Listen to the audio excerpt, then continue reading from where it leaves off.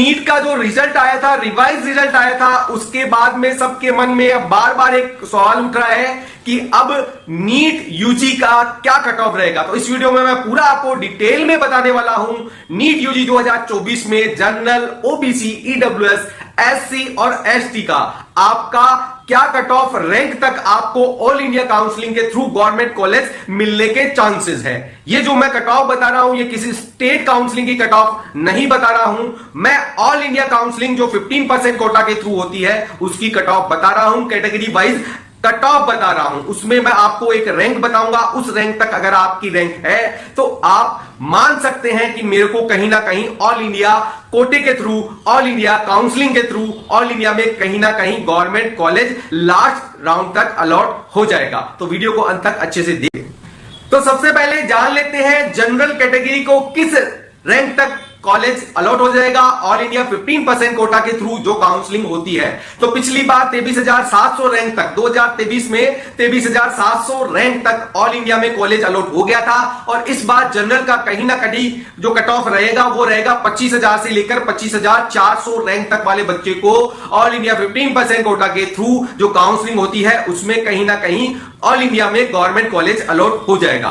अब कुछ बच्चे ऐसे हैं वो बोल रहे हैं कि मेरी रैंक 26,000 है, तो मैं उन सभी बच्चों से बोलना चाहता हूं आप काउंसलिंग जरूर करवाएं, क्योंकि स्टे वैकेंट राउंड एक ऐसा राउंड है वहां पर किसी को कुछ भी नहीं पता होता है।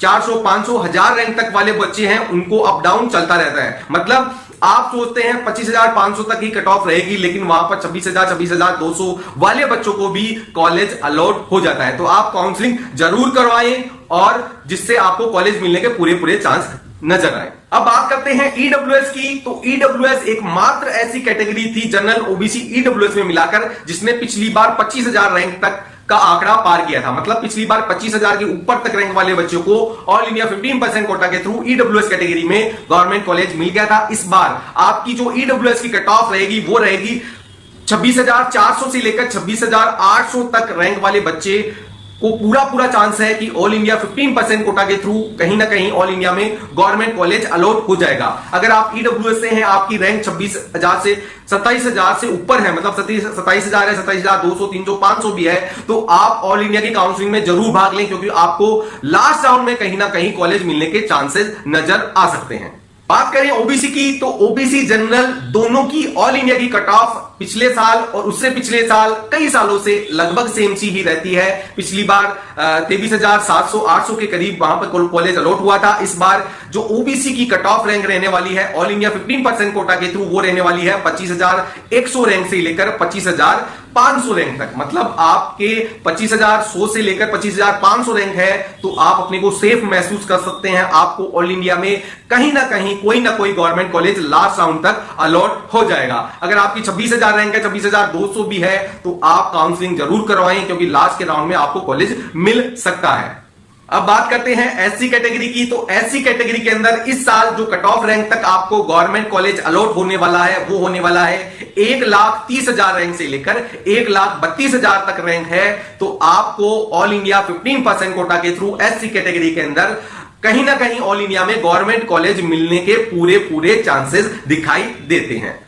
बात करें एसटी कैटेगरी की, तो एसटी कैटेगरी के अंदर इस साल जिस कट ऑफ रैंक तक कॉलेज मिलने के चांस है गवर्नमेंट कॉलेज जो हमें दिखाई दे रहे हैं वो है 1,55,000 से लेकर 1,58,000। अगर आपकी रैंक है, आप एसटी कैटेगरी से बिलोंग करते हैं, तो आपको ऑल इंडिया 15% कोटा के थ्रू कहीं ना कहीं ऑल इंडिया के अंदर गवर्नमेंट कॉलेज मिल जाएगा। काउंसलिंग अगर आप अच्छे से करवाएंगे तो आपको अच्छा कॉलेज मिलेगा। और इसके लिए आपको क्या करना है, हमसे जुड़ना। नए हैं तो चैनल को सब्सक्राइब जरूर करिएगा, जिससे आपको नीट से रिलेटेड सभी जानकारी मिल सके। धन्यवाद।